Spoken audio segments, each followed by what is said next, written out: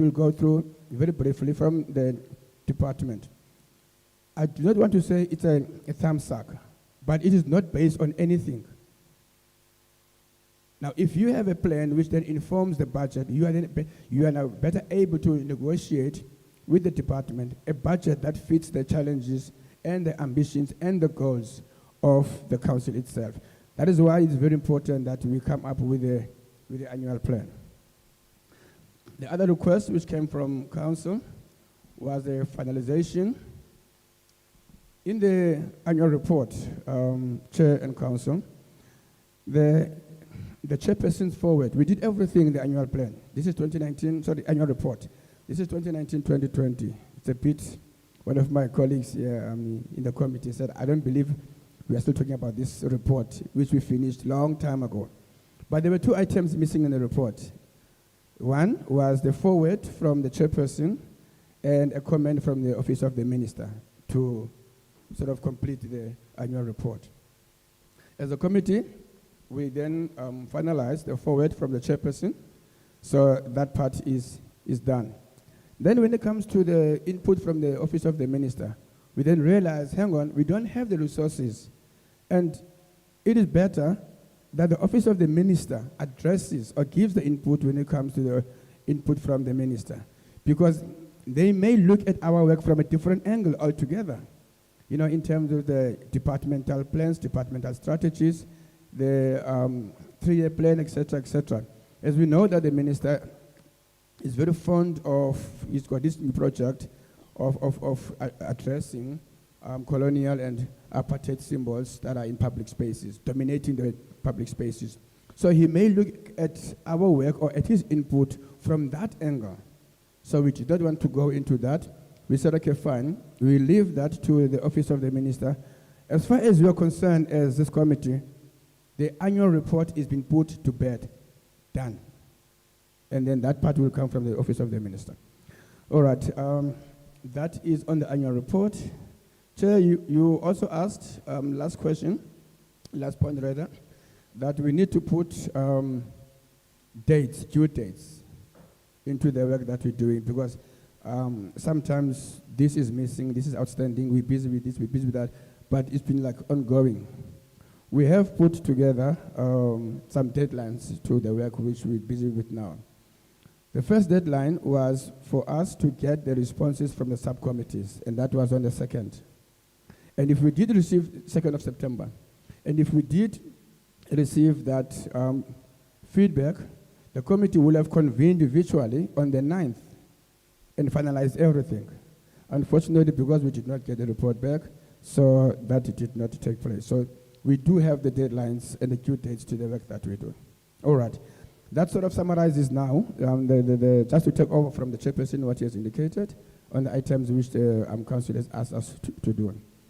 I would like us briefly, because we need the council's endorsement now on the templates which we have before we can go ahead with them. The first one, maybe before you present the templates, maybe questions with regards to what we have presented thus far. The issue of the 2019-2020 annual report. The message from the minister, my understanding is that, and I stand to be corrected, is that we need to prepare something for the minister and for him to tweak if there is a need to do that, unlike leaving it up to him, because I think we need to project that which we want him to reflect or say, or give him guidance in terms of what needs to be said, so that I think there can be some congruence or consistency from a reporting point of view. Councillor Chodwana.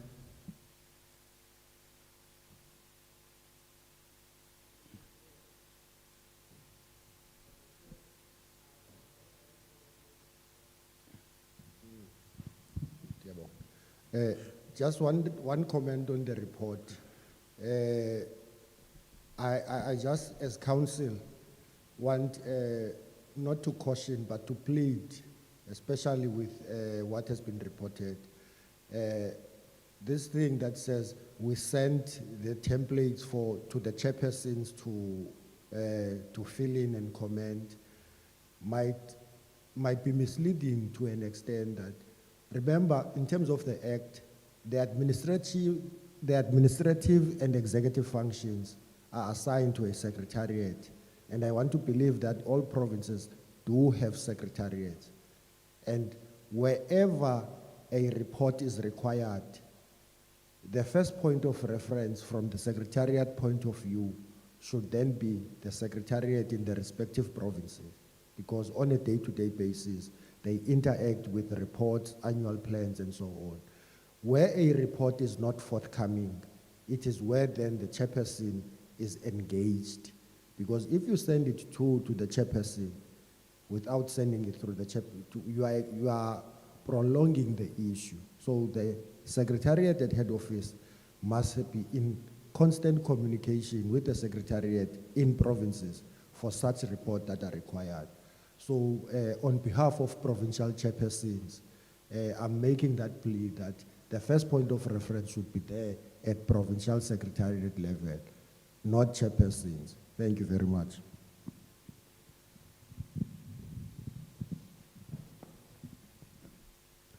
Thank you, Councillor Jodwana. All our requests that go out to either the subcommittee chairpersons or the Pgnc chairpersons, they all go via the secretariat, I was told. So I'm sure she's taking note of what you're saying, so that in future, any further communication that comes from us through her go to the province's secretariat. Thank you, sir. Thank you. Maybe to add on to what Jodwana has mentioned, I'm just thinking aloud that we can also look at having a forum for secretariats so that they can be able to discuss matters of common interest, given the fact that we now have an SOP. So for coordination purposes, it will be important for secretariats, I think, to have a forum of sort. If there's need for training, then they are able to coordinate something to that effect. And I think that will go a long way in improving or bringing efficiency to our work.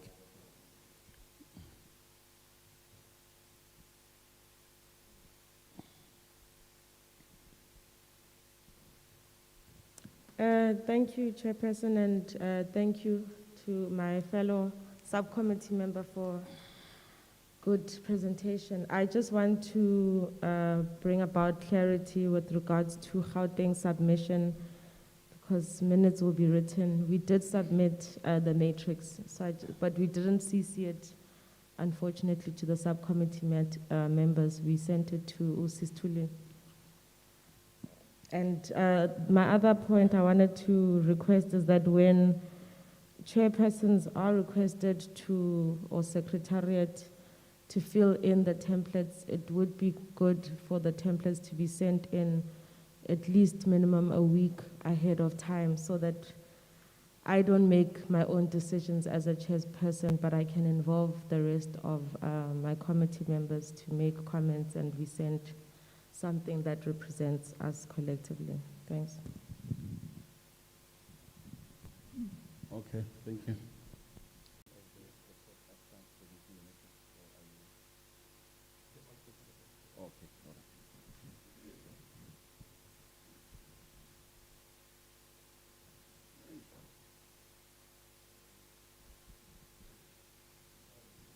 Okay, if I may continue, while the matrix is being put up on the screen,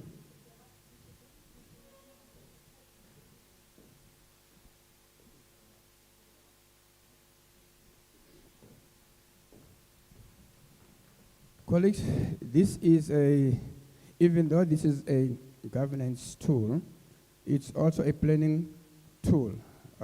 Through this, you can be able to see which province is funded or not funded, needs capacity, and what kind of intervention is needed.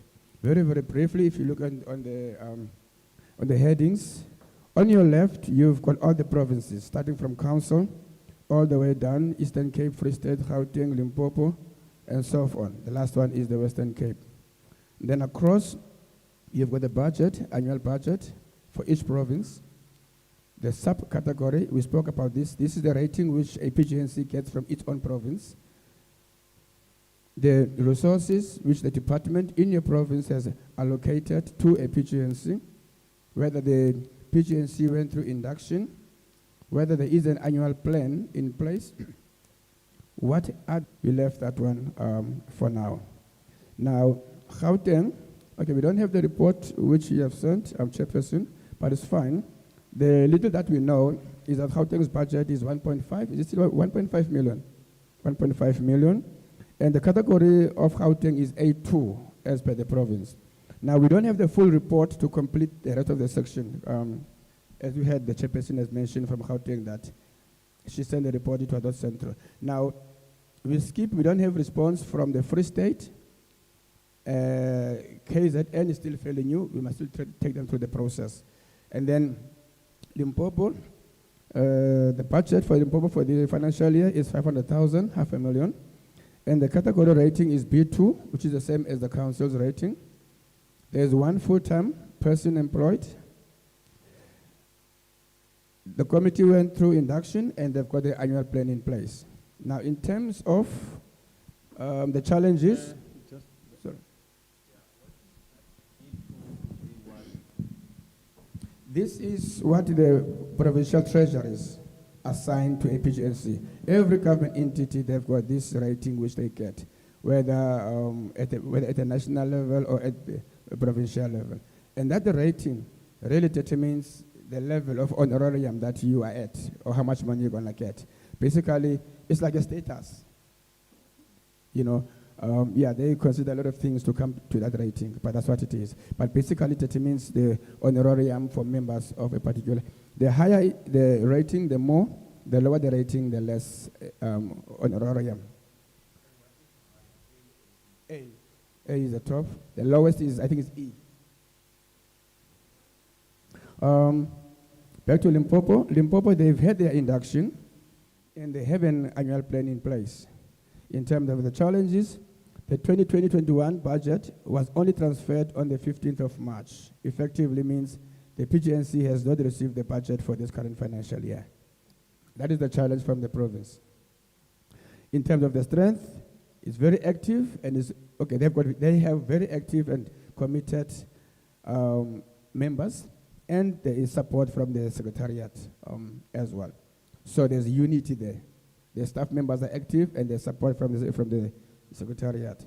In terms of the intervention, they need a budget allocation for this financial year, and an increase of the budget from 500,000 to 1.5 million, as per the SAGNC recommendation. And we all know that funding model that we spoke about. And by whom must this be addressed? By the National Department of Sports, Arts and Culture and the SAGNC. Now, in a nutshell, in that one line, you have a very good idea of the status of the Pgnc in Limpopo. Moving on, what's the next one? Mpumalanga, we have not received a response from Mpumalanga. Northern Cape, we know what is going on there. Northwest, there's no response from Northwest. The last one then is the Western Cape, my province. National budget, 83,000 rand.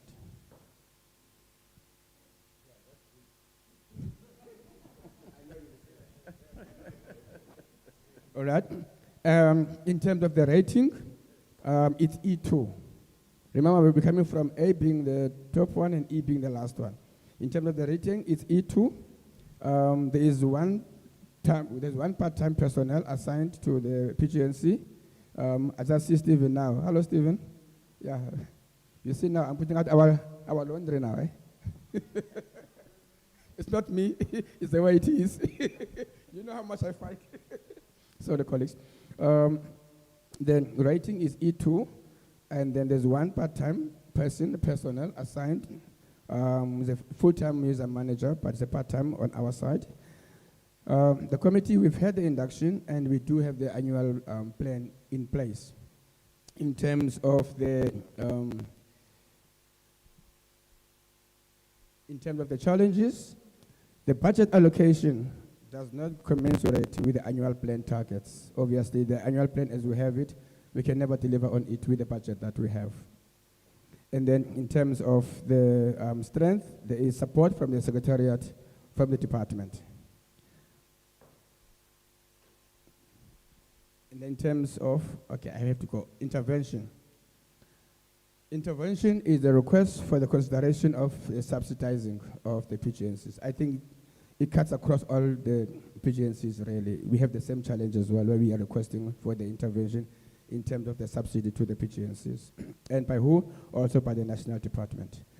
Colleagues, we are going to send this template again through Australia to the secretariats of the provinces and to the chairpersons to complete the template.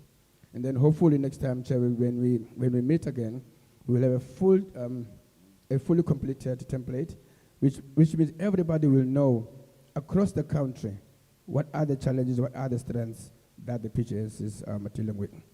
In terms of the intervention, Chair, there was a request to consider visiting some of the provinces, the ones that are active, not the ones that are not active. On those, the council resolved the chairperson and the deputy chairperson to go and intervene in those. But on our side, as the planning and performance committee, we are looking at the ones that are existing, but where there are capacity challenges, and therefore there is no delivery in those provinces.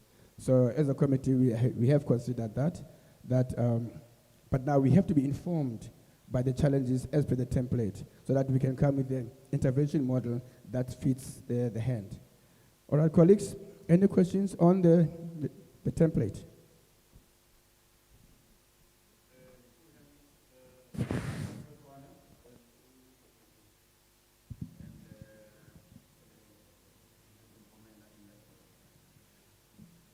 Okay, the template, you mean this one? Is this what you call the template? The template? It's a matrix, sorry, it's a matrix. Oh. Okay, Chair, I have 4 questions. The first one he has partially responded to before I asked it, is the fact that only 2 provinces are covered. Well, it indicates there could be problems, but is the problem the recipient of those reports or the uncertainty around who should receive them? My understanding is that Secretariat at National should receive those reports and hand them over to the committee. So if that is not happening, why it's not happening and whether it can be corrected. My second question, you're talking about part-time person assigned to support the committee. Maybe if you can elaborate what you mean by part-time. Is the person attached to the department or employed by the department on a part-time basis? And thirdly, you're talking about the subsidy to PGNCs as a solution to the financial woes of the PGNCs. And as you say, the challenge or the request, is it a request? Okay. Let's say it's a request. Cuts across all provinces. And I see people have been raising this issue. And the secretariat or the department, the only thing they can say is that they once subsidized the provinces, and the provinces did not account. Therefore, they discontinued the subsidy. Fortunately, when it was done, I was a member of this council. I think it was about 150,000 per province or somewhere there. Indeed, either one or none, but not more than one of the provinces accounted for that money. So for me, when you keep on putting this request, it sounds like a futile exercise if the accounting systems are not discussed at all. So I want to ask you whether you want to continue with this proposal without addressing the underlying challenge that impedes its fulfillment. My last question. You proposing that council visits or chairperson or members of the council visit Pgncs. The approach to these visits is not coming forth. Whether you want members to visit and attend some of the meetings of those Pgncs, or you want to separate engagement outside the meetings, whether you want the council to rotate its meetings to those provinces and in the process incorporate meetings with these Pgncs. Thank you.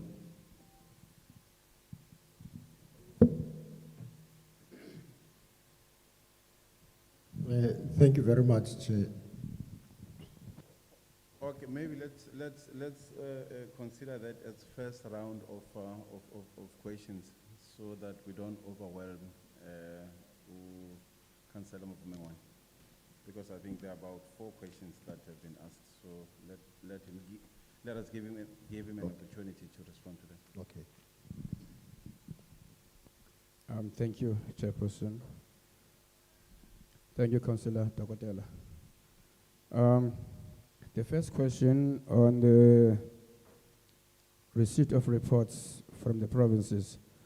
The communication in terms of protocol is such that we send emails to Australia as the Secretariat. She is the one who communicates with the provinces. She's been sending emails to the chairpersons. I think as of this morning, as Councillor Jodwana has indicated, that the provincial secretaries must be the one receiving this request. And then if nothing comes forward, then the chairperson should be involved. That is as from today. So to answer Tokotela, there were requests, there were emails which were sent to the chairpersons. So we did not receive responses, or she did not receive responses. If she did, she will have forwarded them to us. Other than the one from Gauteng, which...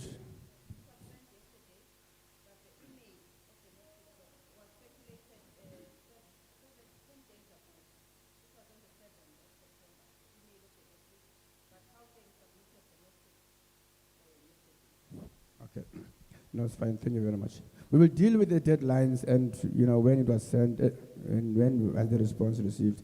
But to answer Utokotela, that is in terms of the protocol. We then we send them to Australia. Australia sends to the chairpersons of either the subcommittees or the chairpersons. Am I still audible? The volume is a bit down. Yeah. Okay. And then the responses ideally will go back to her. She will then forward them over to us. Then we do our work as the committee. The second question on the part-time employment person, I assume this refers to the Western Cape. The person is a lady. I'm sure you all know her, Anita. She is a full-time museum manager. And then for the committee, so she is employed by the department. And then she also not only does the logistics for the subcommittee, she also does research for the subcommittee as well. So you will then notice that these are as and when they are needed, as and when there's a research to be done, or as and when the committee is going to meet. Hence, she is on a part-time basis and on a full-time basis as a museum manager. The third question, the subsidy to the PGNCs. We've noted recently that there was funding which was allocated to the provinces, and the fact that they did not account for. This suggestion of the subsidy to the PGNCs come a long way back, so it's not like a recent request. So as we keep on hopping on it, new developments about it to surface, including the one where there was funding allocated and that there was no accounting for it. So yesterday, in terms of the bill proposal in the bill, that the provinces are the ones, or should be encouraged, should be forced, if I'm right as per the bill, but somehow should be the ones funding the PGNCs.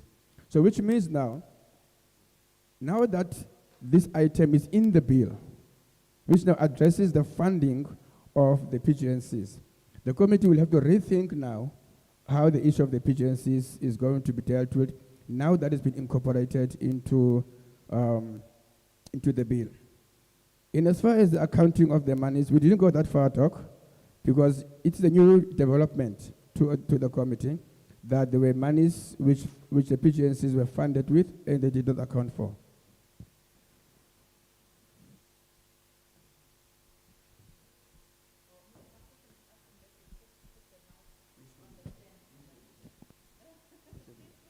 So, it's easier for me like this.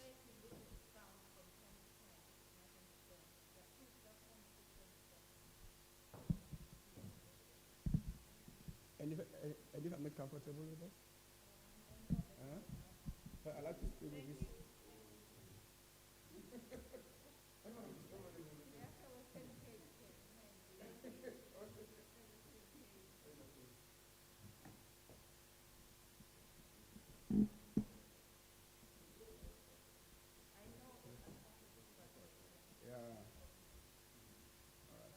Can you all hear me now?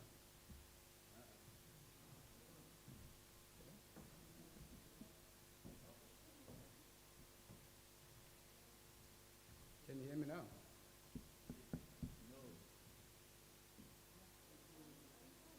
No, I'm not fine. I'm not fine. I'm not going to lie, say I'm fine. I'm not fine.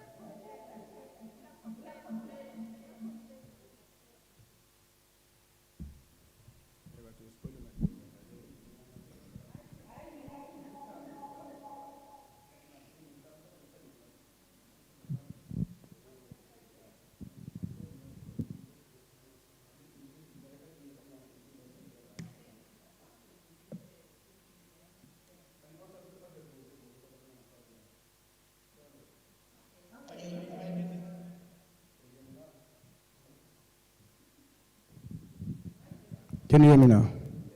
See? It's not me. All right. So I think Dr. Kotala, this issue now will go back to the committee again. Then the committee will have to discuss it further.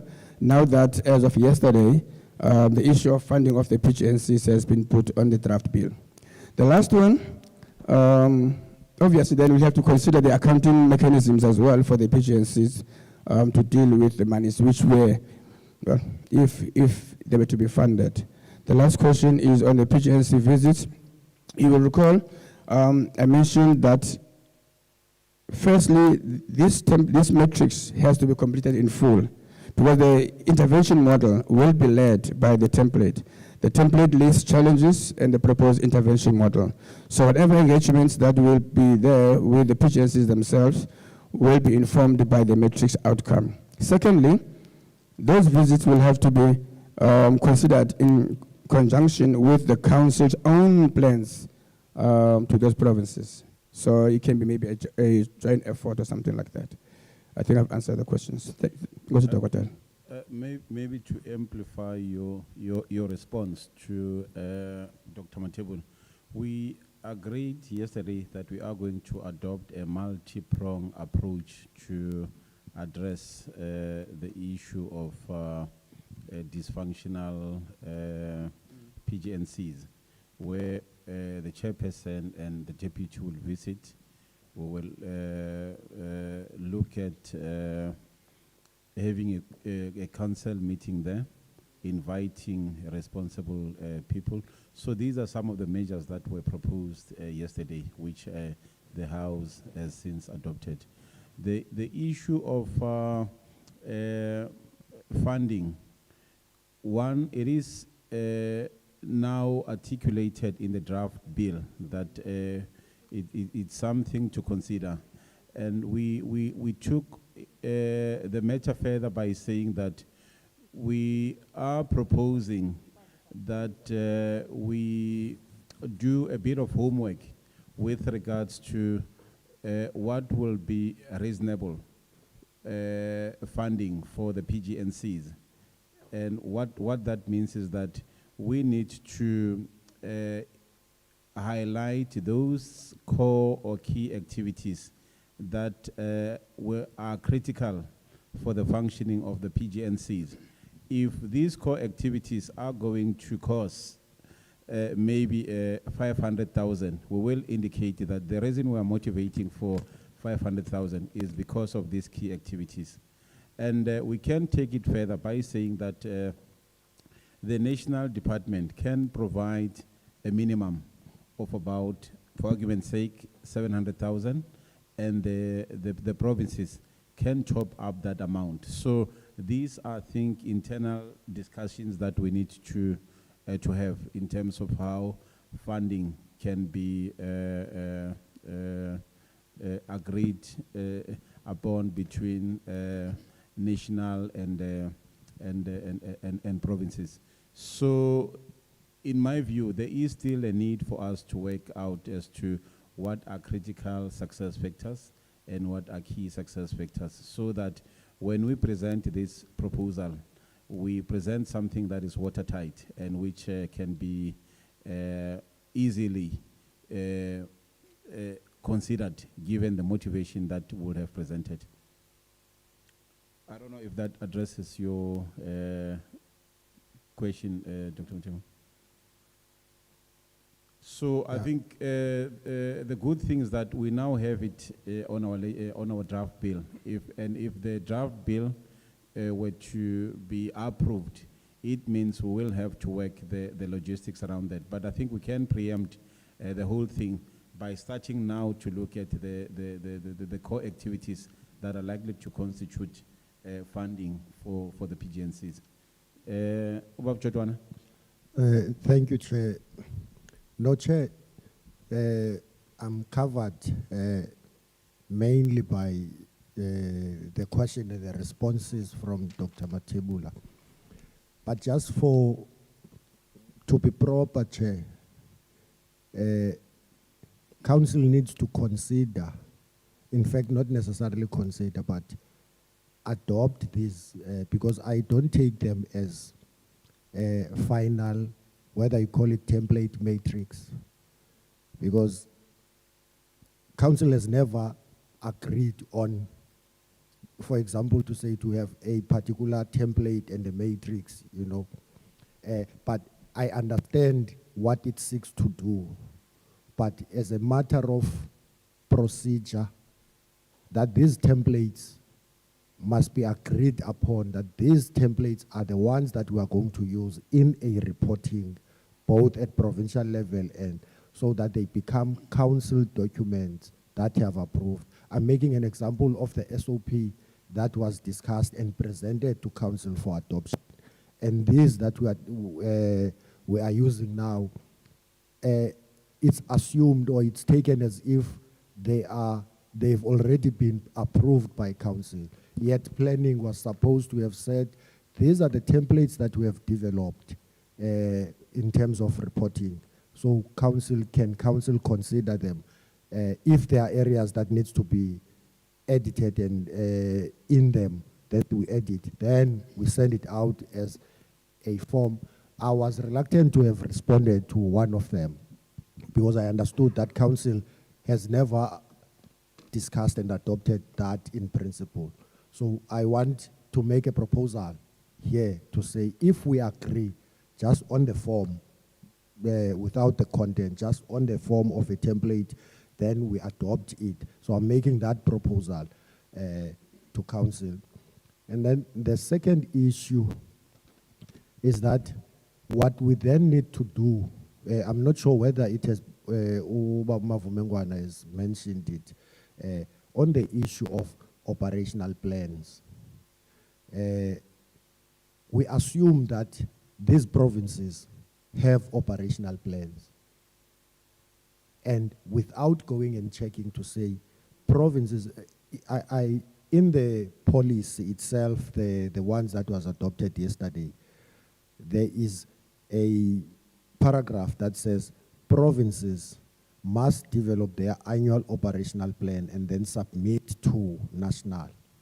Now, what we then have to do as council is to go and check whether provinces have developed before we say they must submit them. Because you'll find that here there will be disparities to say that a certain province has not submitted, yet we have not checked whether that province has an operational plan. What is it that it needs if it does not have to be assisted with in developing such an operational plan? I'm raising this because I know that at a capacity level, we differ as provinces. And at excitement level, if I use the words of Dr. Batebul, we also differ. So I'm just putting them there, Chair, that these are things that council needs to resolve on and then make a follow-up on provinces. Thank you very much, Chair. I think this is my last input. Okay, I think the issue you're raising reinforces the point I made earlier on, that there is a need for the Secretariat to really work together and have a forum of their own where they'll discuss these kind of issues to ensure consistency. So it's something that Sistulile, from national, we may have to coordinate these meetings where I think you share with your counterparts how we are going to work or how we work as councils to ensure that the consistency that is required. Daddy Jeff? Covered, okay, all right. Thank you, Chair, and thank you, Councillor Jodwana. You will notice that in the summary of the subcommittee report, all these templates and matrices have to be endorsed. And I think I did make that point, that whether it's a new plan or a matrix or it's the one that has been reviewed, we are all bringing them here to be endorsed or changed if the committee sees fit. I think we did this with the Pgnc reporting template a couple of times already. So it's the same thing that we're doing. Even the matrix itself, what we wanted to do, colleagues, was at the same time when we present the matrix, hopefully they're submitting to it. Seeing that we don't have much time left as this council. So we wanted to, I guess, surprise everyone with a full picture of all the Pgncs. However, the matrix itself is presented for endorsement. Now, I will need some guidance because we've got a few of these templates. This is the matrix. We have the reporting template for the Pgncs, which was revised as per the request from council, the subcommittee one as well. Do we go through them individually, Chair, and then endorse the reviews on those, or do I go through all of them and then endorse or go back, or I don't know, which one will work best? Because at the moment, this is the time now, if we are to endorse, this is the time now to either endorse this one or make changes to this one before we go to the next one. So I will be guided, Chair. How many are they? There's about 4 of them, Chair. It's the subcommittees one, it's the Pgnc reporting, These are not new. They've just been revised, they've just been reviewed. The new one is the M&E, template monitoring and evaluation. Yes, Chair, and that's it. And then we go to the budget. Colleagues, your guidance, please. Oh, and the annual plan, no, sorry. And the last was the annual plan one. Okay. So you're making recommendations that we endorse. Correct, Chair. And there have been amendments to that effect. So what it means is that if we happen to adopt, it will be with amendments. And I think, given the fact that we are doing this kind of thing for the first time, this will be forever work in progress, meaning that as we progress, there will be those teething problems where we will tweak, move forward, and the like. So, yeah, I will definitely support that, I guess, subject to members' consent.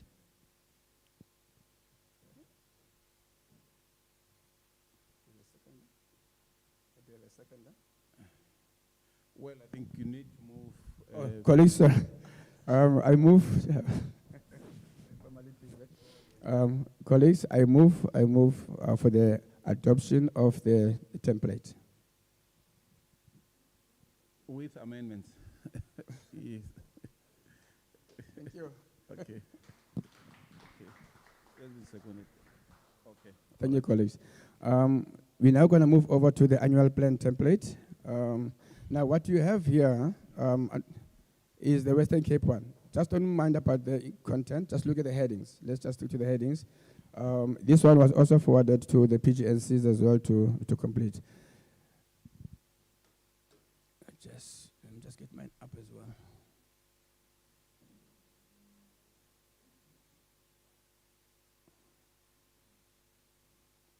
Colleagues, this also is presented also for adoption. Obviously, you see the Western Cape, it will change, it will reflect your particular province. Like I said, not mind about the content, it pertains to the Western Cape, but the template is as you see it. It's an activity which you have planned, or activities column, which will be followed by the budget for the activity. If you have assigned it as such, if you have not, it's fine. You can have the block amount. If it's 1.5 million at the bottom, it's fine. And then it's the annual target. Basically, the activities.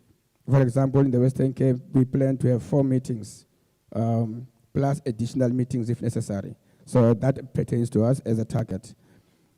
In terms of the objectives, the committee meetings to deal with the business of the committee. That's the objective of the meetings, to deal with the committee business. Obviously, we're talking about the names here, applications. The deliverable will be the committee business being completed. And that will be shown in the form of the minutes, the attendance register, etc. And the frequency, these are quarterly meetings. And the output, the renaming applications considered and recommended or referred back. And the committee business will then be completed, and the attendance register as the output. As we know that it's very key, we don't meet just for the sake of meeting. We meet to consider the naming applications or to do the public awareness, etc., etc. And that then goes into the output. In terms of the responsible person, in our case, as the chairperson, I am responsible, together with the secretariat, and also committee members as well. And then in terms of what we need to deliver on that, the applications have to be at hand, have to be received, and then travel and accommodation. We need a meeting venue, and the tools of trade have to be available as well. Now, the main focus will obviously be on your left hand, well, my left hand column, which lists all the activities. That's why it's a plan. So all the activities which you, as a province, are planning or have planned for this financial year. And then the budget. The nice thing about this, you can motivate your budget when everyone knows, the department in particular in your province, when they know what you have planned as a PGNC. It is really futile to request money from government when nobody knows what you intend to do with it.